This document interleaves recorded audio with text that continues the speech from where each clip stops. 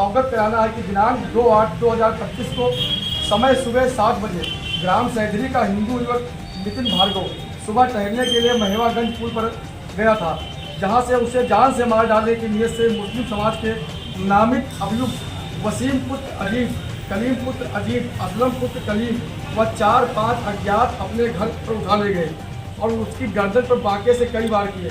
पता पाकर उसके परिजन व अन्य लोग जब उसको बचाने के लिए गए तब उक्त नामित अभियुक्तों ने युक्त नितिन के सगे भाई अमित भार्गव को भी जान से मार डालने की नीयत से बाके व भाले से उसके ऊपर कई गंभीर वार कर दिए। इसके बाद जब उक्त पीड़ित थाना कोतवाली सदर पहुंचे तो उनकी कोई सुनवाई नहीं की गई तथा उन्हें सुबह 7 बजे से 12 बजे तक बिना किसी कारण थाने पर बैठा रखा गया तथा उस समय उनका मेडिकल नहीं कराया गया।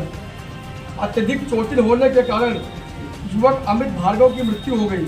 इतना ही नहीं, पुलिस ने पीड़ित पक्ष की FIR नहीं लिखी बल्कि पहले वार करने वाले मुस्लिम समाज के उक्त अभियुक्तों की FIR लिखी और पीड़ित युवकों के पुलिस द्वारा पेट पर लात मारकर अपमानित किया गया। हम सब हिंदू संगठन के लोग माननीय महोदय को निम्नलिखित मांगों का ज्ञापन सौंप कर कार्यवाही करने का निवेदन करते हैं। अवैध बस्ती मोहब्बत नगर जो कि PWD की जमीन पर बसाई गई है को बुलडोजर एक्शन लेकर ध्वस्त कराया जाए। कब्जेदारों के विरुद्ध विधिक कार्यवाही कराई जाए। नंबर 2, मृतक के परिजनों को 1 करोड़ रुपए का मुआवजा दिया जाए। नंबर 3, मृतक अमित भार्गव को सुबह 7 बजे से दिन में 12 बजे तक किस सक्षम अधिकारी के आदेश से मेडिकल उपचार नहीं दिलाया गया, उसकी FIR नहीं दर्ज कराई गई। इस संबंध में CO सिटी लखीमपुर शहर कोतवाल लखीमपुर संबंधित पुलिस चौकी इंचार्ज की किसी स्वतंत्र एजेंसी से जांच करा के इनके खिलाफ कठोर दंडात्मक कार्रवाई की जाए। उपरोक्त घटना की जांच गैर जनपद की पुलिस स्वतंत्र जांच एजेंसी से करवाई जाए। मृतक अमित भार्गव के परिजनों पर मुकदमा वापस लिया जाए। मैम, जिसके CCTV आपको कोतवाली मिल जाएगी 7 बजे से 12 बजे तक इधर 7 बजे से 12 बजे बजा रहा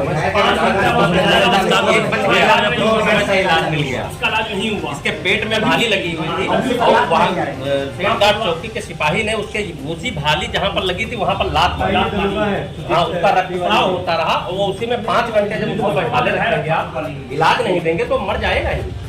पेट पकड़े पड़े।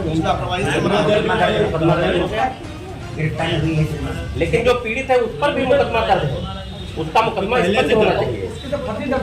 जिसके घर का परिवार का बच्चा मरा है उसी के ऊपर मुकदमा बस्ती वो जो है मैडम और उस बस्ती के द्वारा मैडम 2 हत्याएं हो चुकी जी। कई ऐसी अराजक चीजें हैं जो वहाँ से संचालित होती हैं और मैडम वहाँ पे देव व्यापार का धंधा भी होता है वहाँ पे पूरे जनपद में प्रचलित है उसके लिए बस उसी के लिए प्रसिद्ध है। Thank you.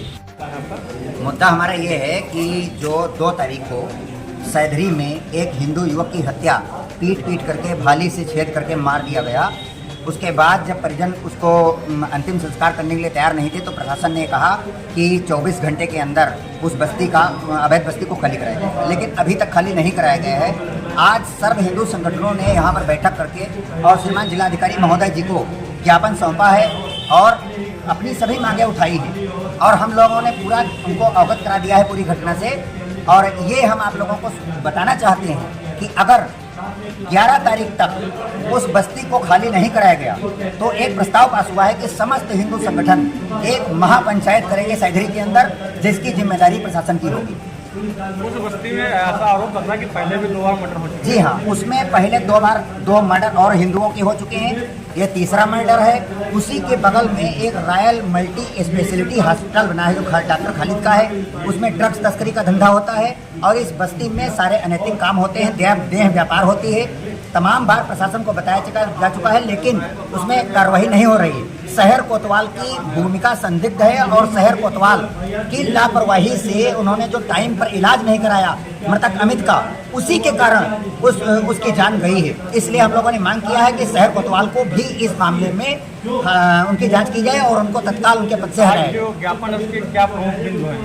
प्रमुख बिंदु हमारे जो ये हैं कि जो परिवार है तो अवैध बस्ती को वहाँ बुलडोजर एक्शन लेकर हटाया। दूसरा हमारा ये मांग है कि मृतक के परिजनों को 1 करोड़ रुपया मुआवजा राशि दी जाए।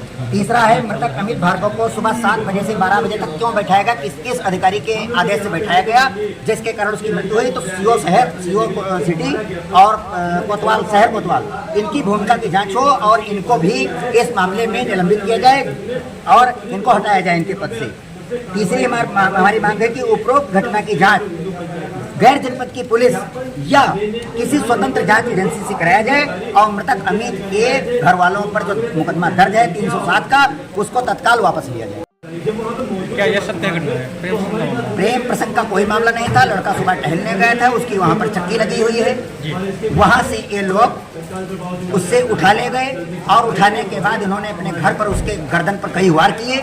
वार करने के बाद जब उनको घर वाले मतलब परिजनों को पता लगा तो परिजन गए, तब उनको भी मारा। उसी में अमित को भाले से छेद करके इन लोगों ने मारा है और इसमें पुलिस लीपापोती कर रही है। घटना की अगर सही जांच करती, समय से इलाज कराती तो अमित इसमें बच जाता, उसकी मृत्यु नहीं होती। जिस सिपाही ने पेड़ पे लात मारी, आप उसको क्या नहीं सकते? हम चाहते हैं कि उनको बर्खास्त किया जाए। इंस्पेक्टर साहब उसका बचाव कर रहे हैं, उस दिन भी बचाव कर रहे थे।